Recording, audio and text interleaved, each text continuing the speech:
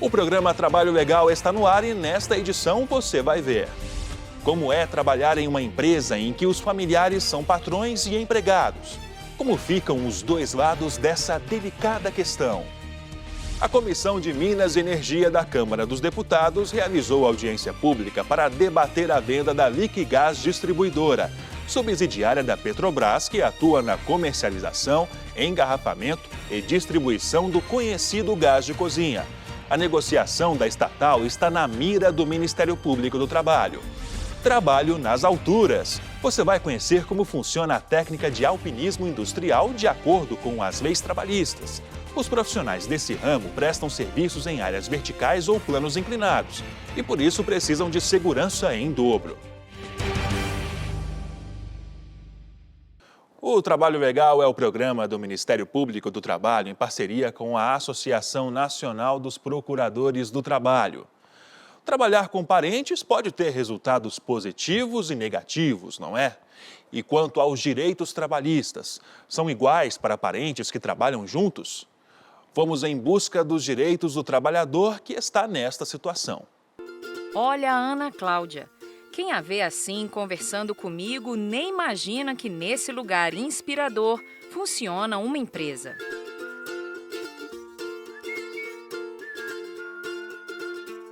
Sem dúvidas, o local é lindo. Mas o que não falta por aqui é trabalho. Estamos falando de uma empresa que atua na área de eventos há 30 anos. E para dividir tantas tarefas, eles optaram por funcionários bem próximos. A família Graça Couto trabalha junto. Começou com a nossa mãe, conhecida por Risa Graça Couto, que sempre teve uma maestria em receber. Foi crescendo e virou a Casa Colonial, que hoje é o Vila Risa, né? Desde que ela fundou, né, a Vila Risa, a gente sempre trabalhou em família, a mãe com os filhos. E a gente deu continuidade, ela faleceu muito jovem, e eu, meu irmão e a minha irmã demos continuidade e mudamos o nome para Vila Risa. E na hora de pôr a mão na massa... É muito bacana, porque no lado profissional, cada um vai se dedicar ao que está sendo feito naquele momento. Então, cada irmão vai estar fazendo aquele atendimento voltado para um assunto determinado. Então, eu acho... E depois a gente pode se reunir e conversar sobre todos os assuntos, porque no fundo, depois de todos esses anos, todo mundo entende um pouco de cada assunto, né? Pela própria experiência do negócio, a gente acaba se setorizando. Eu fico mais com a parte, vamos dizer, de recursos humanos, né? Contratação de funcionário, parte contábil, contas a receber, contas a pagar. Agora, em uma família podem existir empregadores e empregados ao mesmo tempo? Então, na iniciativa pública, não. Você não pode ter um membro de sua família, por exemplo, um deputado hoje federal, estadual, ele não pode indicar um membro da família para trabalhar no gabinete dele, por conta do nepotismo. Nepotismo. De acordo com o dicionário, nepotismo é favoritismo excessivo dado a parentes ou amigos por pessoa altamente colocada. Na iniciativa privada é diferente. O empregador ele tem autonomia, ele tem liberalidade para contratar quem ele quiser, independente se é parente, se é tio, se é pai, se é mãe, se é irmão. O fato de você ser empregado e de você atender os requisitos que a legislação impõe, que está lá no artigo 2º e 3º da CLT, te dá o direito de ter a carteira assinada, independente de ser parente ou não. E esse é um dos motivos de sucesso da empresa da família Graça Couto. A gente recolhe os impostos devidos, né, INSS, FGTS, de todos, dos funcionários e dos sócios, cada qual com seu salário correspondente, né? É informado mensalmente através do nosso escritório de contabilidade, né, o governo, e as guias são pagas mensalmente. É um trabalho normal da empresa, né? Faz parte da rotina financeira da empresa. Como em qualquer outra empresa, trabalhar em família também existem desentendimentos. Mas ter cumplicidade facilita tudo. Eu acho que a experiência, assim, tem prós e contras. Eu acho que no total das contas é mais positivo em função de você já conhecer as pessoas, você saber como você vai se comunicar, como você vai abordar quando é uma questão mais delicada. Então acaba que a gente consegue interagir melhor até fora do trabalho, tratando dos assuntos da empresa. Acho que isso facilita muito, com certeza. Sem contar na confiança que a gente tem e deposita, né, nos irmãos, nos sócios. A psicologia, como ciência humana, também explica como pode ser trabalhar em família. Seja no ramo corporativo ou em qualquer outro, trabalho é trabalho, não é? E quando envolve nessa tarefa questões familiares, sentimentos. Como fica esse processo? Dr. Otávio Guimarães, que é psicólogo, vai nos ajudar a entender. Dr. Otávio, são muitas emoções? Com certeza, Thaís, são muitas emoções. O que acontece na sua vida profissional, no seu trabalho, acaba interferindo na sua vida pessoal e familiar. E o mesmo também é verdade. O que acontece na sua vida pessoal e familiar interfere no seu trabalho. Quando estamos falando de ser humano, não existe uma neutralidade, uma imparcialidade total. Não existe um botãozinho que a gente desliga, quando você no trabalho fica lá, quando você em casa fica lá. Não. Agora, isso é muito mais verdade quando nós estamos falando de familiares que trabalham juntos. Aí as duas coisas se misturam mesmo. Nosso especialista em direito do trabalho nos contou como funciona a questão de contratação de familiares perante a lei. Olha o que acontece quando isso não sai dessa forma. Tem empresas que têm empregados que não têm a carteira assinada. Eu tenho aqui hoje reclamação trabalhista de irmão contra irmão, tem de filho contra pai e já teve vínculo reconhecido na Justiça do Trabalho, já está aí os processos em fase de execução. Então, Thaís, nesse caso específico, o que aconteceu em primeiro lugar foi uma falta de comunicação entre os familiares, porque eles deveriam ter sentado antes e falar, olha, é isso que eu espero de você na empresa, o que você espera de mim na empresa, como vai ser o trabalho, como vão ser nossas relações no trabalho. E além disso, tem uma questão legal, que perpassa toda a questão familiar, porque a lei precisa ser obedecida, precisa ser observada acima disso, para não causar mais problemas como está acontecendo agora.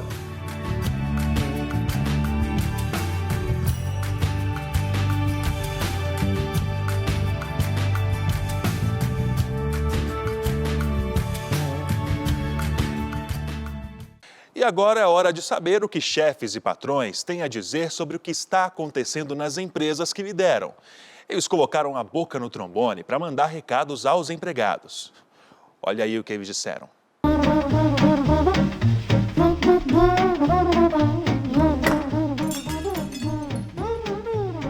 Meu nome é Edmilson, sou encarregado de mercearia e agradeço a minha equipe.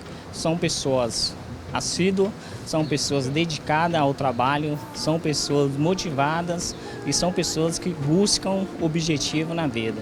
Meu recado hoje vai para o meu funcionário Harrison Rodrigues, se dedicar mais, largar esse WhatsApp que atrapalha ele um pouco, sair do Facebook e produzir um pouquinho mais, porque daqui para frente ele vai viver sobre comissões, então vamos correr atrás, que quem não vende não ganha no final do mês. Meu nome é Rodrigo, sou proprietário da Rafu Sushi, queria mandar um recado para meus colaboradores, que sem eles eu não sou nada. Agradeço muito de coração todo o esforço que a equipe tem feito, principalmente em tempos de crise, são muito parceiros. Obrigado, galera, vamos que 2016 já está passando e 2017 vai ser muito melhor para todos nós.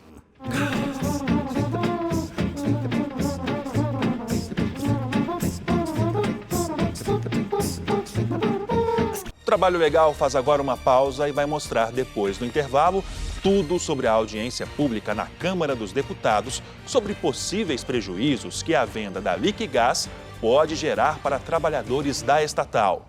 Não saia daí, voltamos em 1 minuto.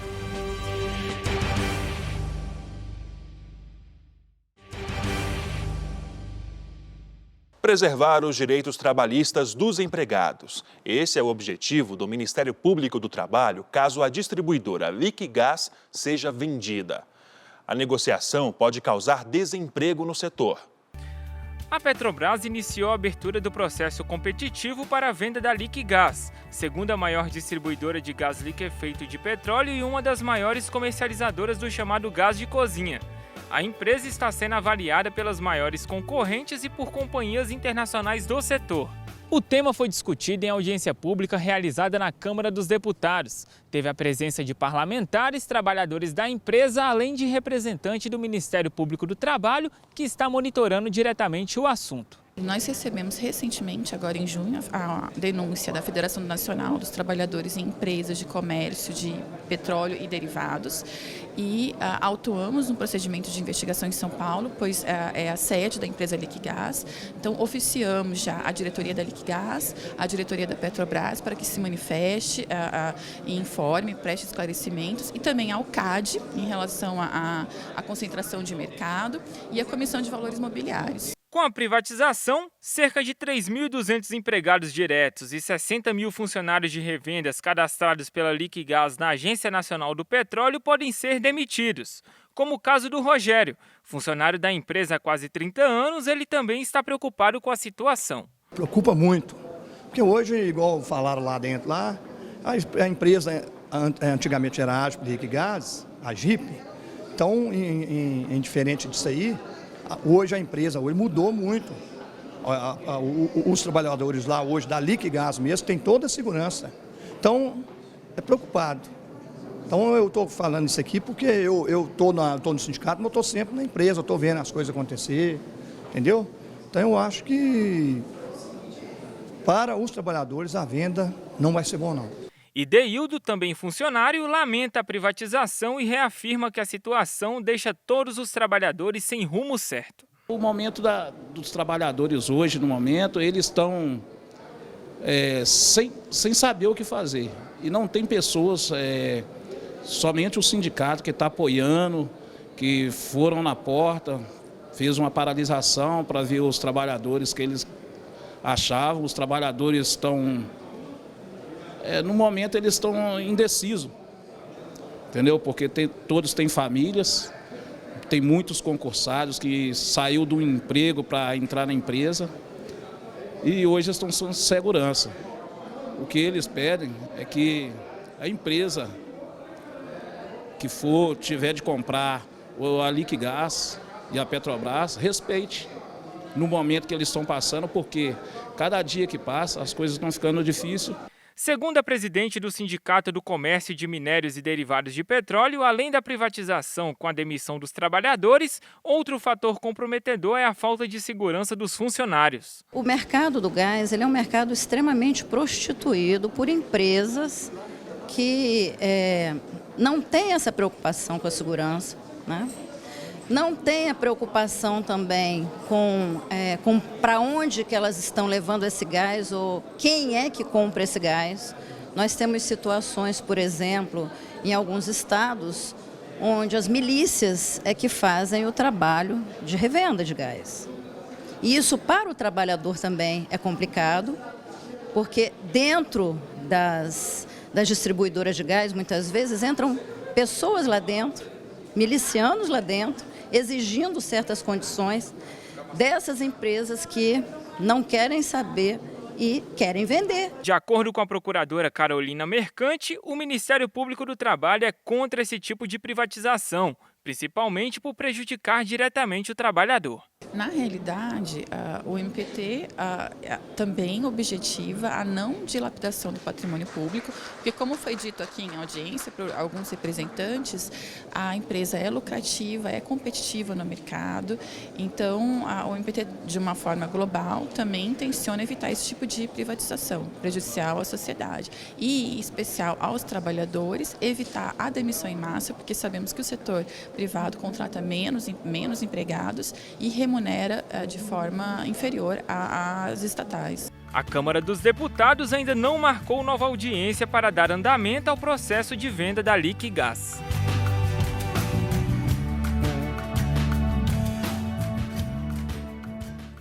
Corregedoria Geral instala sala para avaliar atividades funcionais desempenhadas por membros do Ministério Público do Trabalho.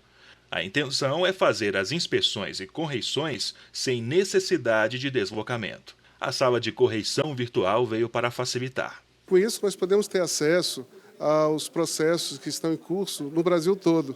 E para a Corregedoria isso é muito importante porque nós conseguimos enxergar o que os colegas, membros do Ministério Público, estão fazendo lá na ponta, lá na Procuradoria Regional, nas Procuradorias do Trabalho do município. Então, nós rapidamente conseguimos enxergar o trabalho dos colegas e, com isso, nós poderemos gerar estatísticas mais precisas. A sala de correição virtual está localizada na Procuradoria-Geral do Trabalho, em Brasília. As inspeções serão feitas a partir do acesso à base de dados do sistema MPT Digital, que é capaz de agrupar informações em tempo real de todos os procedimentos adotados em procuradorias regionais do trabalho e procuradorias do trabalho nos municípios. O objetivo é aumentar a eficiência das correições, além de garantir economia de recursos, já que não será mais necessário o deslocamento de equipes aos estados. A nova sala conta com 9 terminais conectados ao MPT Digital, que vão dar mais celeridade e transparência ao processo. A transparência é essencial para o Ministério Público. Para qualquer órgão é importante. E a partir do MPT Digital e das ferramentas que a Corregedoria está desenvolvendo, nós vamos aumentar essa transparência. A seguir, alpinistas industriais. Como é a rotina de trabalho de quem passa horas literalmente pendurado por cordas e andaimes do lado de fora dos prédios? Voltamos em 1 minuto.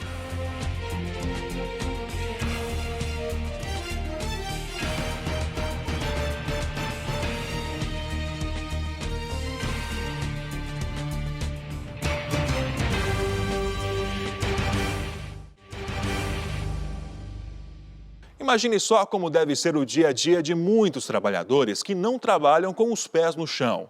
São os chamados alpinistas industriais. Já existe uma norma regulamentadora que estabelece os requisitos mínimos e as medidas de proteção para o trabalho nas alturas. Há 10 anos, Zélia é operária do ramo da construção civil. Trabalha com rejunte de fachadas de prédios, limpeza externa das estruturas e manutenção de frontes. A atividade é chamada de trabalho em altura ou alpinismo industrial. Na primeira experiência dessa função, Zélia encarou um serviço em um prédio de 110 metros de altura. Eu não olhei mais para o chão e procurei olhar só para o meu local de serviço e me senti que eu estava no chão. E foi assim que aconteceu. Para trabalhar nas alturas, como em andaimes ou em elevadores, na construção civil, por exemplo, é necessário passar por treinamentos, exames médicos e ainda respeitar as regras previstas na norma regulamentadora 35. A portaria que regulamenta essa norma é a 313 e foi publicada no Diário Oficial da União em 2012 pela Secretaria de Inspeção do Trabalho. Ela decorre da constatação de diversos acidentes de trabalho nos mais diversos ramos, principalmente na construção civil, decorrente da não observação de procedimentos mínimos de segurança quando da realização de trabalho em altura. Então, dada a gravidade e a intensidade desses acidentes, foi que o Ministério do Trabalho aprovou essa nova NR 35. É considerado trabalho em altura todo o serviço exercido acima de 2 metros do nível do chão, sendo avaliados os riscos de queda. Pela NR 35, somente o operário capacitado e autorizado pode realizar essa função. Então, toda a documentação de todo empregado que vem entrar dentro da construção civil tem que ser os exames para a NR35, que são a acuidade visual, eletroencefalograma, eletrocardiograma, hemograma completo e audiometria. Então, quando a gente vê que todos esses exames estão em dia, eles têm uma periodicidade de serem feitos também, a gente verifica também NR35, que é um treinamento dado, que são de 16 horas, dividido em 8 horas práticas e 8 horas teóricas, para que eles venham ter o entendimento real, da atividade que eles vão exercer. Para a função, os operários devem utilizar equipamentos de proteção como botas, luvas, máscaras e um dos itens mais importantes, os cintos de segurança. Para os patrões, a norma determina, por exemplo, analisar os riscos antes e durante o trabalho para que haja planejamento, supervisão e implantação de ações e medidas de segurança, além de disponibilização de equipe em caso de emergências. Quando acontece algum tipo de acidente, a primeira coisa que a gente faz é isolar o local, deixar que o funcionário fique lá quietinho, porque a gente não sabe qual o nível de lesão que ele vai estar no momento. Então, quanto mais mexer, pior. Então, a gente liga para o SAMU ou para o bombeiro para que eles venham. Eles, geralmente, quando é acidente em construção civil, eles vêm de imediato e levam para o pronto-socorro mais próximo que tiver. E, realmente, quando eles chegam de ambulância, o atendimento é priorizado. Zélia conta que, ao longo dos anos de experiência na atividade, já passou por alguns sustos. A gente estava trabalhando normalmente, de repente, o balancinho desceu um lado, a 2 lajes, né? Aí ele controlou. Aí veio os pessoais, tiraram nós dentro do balancinho. Aí a gente não trabalhou mais nesse dia e foi embora. Este diretor do Sindicato da Indústria da Construção Civil do Distrito Federal diz que a criação da NR35 foi fundamental para garantir direitos dos operários. Construção civil é considerado área de risco 3, que ela é classificada de 1 a 4, você tem uma ideia, é um risco alto. E o maior índice de acidentes fatais na construção civil é originado por quedas.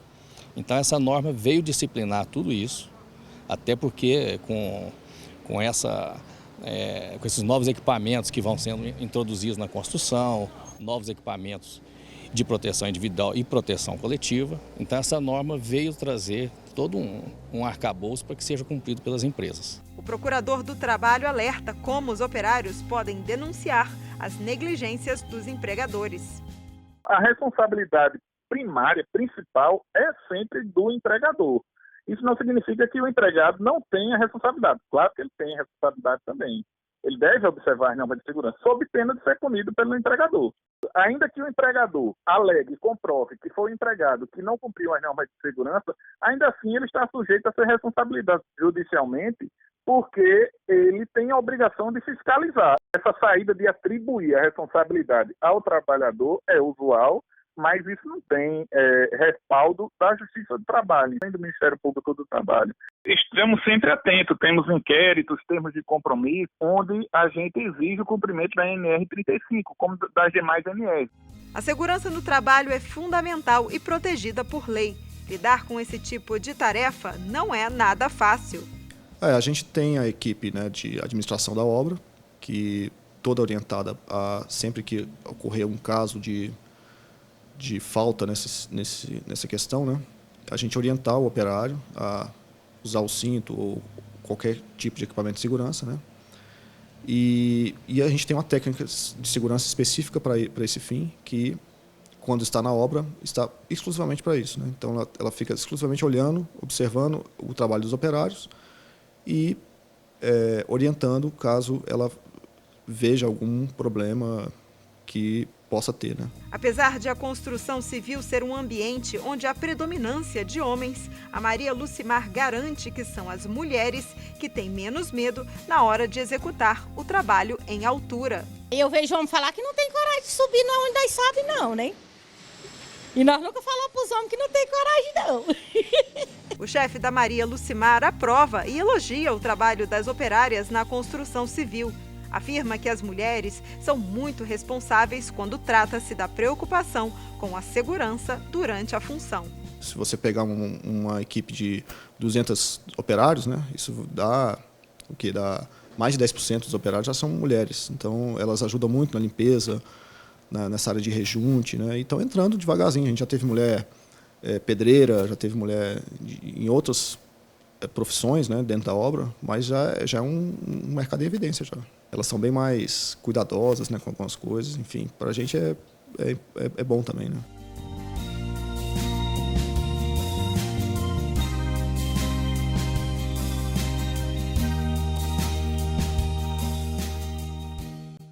Procuradoria-Geral do Trabalho pede apoio ao ministro da Justiça no combate ao trabalho escravo.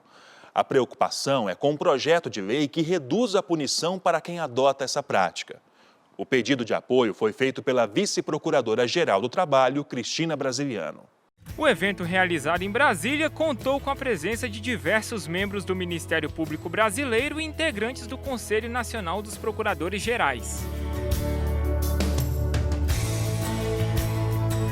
A A vice-procuradora-geral do Trabalho, Cristina Aparecida Ribeiro Brasiliano, destacou a importância do Ministério Público do Trabalho em participar de encontros como esse. É um encontro bastante produtivo, porque eu tenho 28 anos de Ministério Público e é a primeira vez que acho que nós recebemos um convite dessa importância para comparecer a uma reunião com o ministro da Justiça. Foi uma oportunidade para chamar a atenção de todos os presentes para a importância do combate à escravidão contemporânea. Eu pedi a palavra para externar a preocupação do Ministério Público do Trabalho com referência a esse novo projeto de lei que está tramitando no Senado e que está buscando estreitar o atual conceito de escravidão contemporânea. E se persistir essa redação, vai trazer sérios prejuízos, não só para a atuação do Ministério Público, principalmente referente às forças-tarefas, como também à nação. O projeto de lei do Senado é o 432 de 2013, que reduz o crime de trabalho escravo somente em casos de trabalho forçado e servidão por dívida, que são serviços prestados como pagamento de um empréstimo ou outro tipo de dívida. Por isso a preocupação do MPT.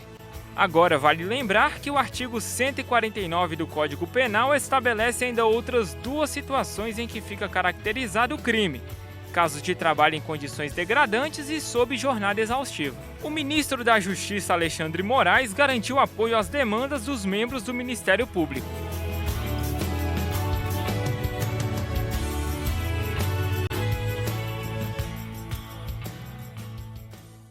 Olha, se você tem alguma sugestão de reportagem, entre em contato com a gente.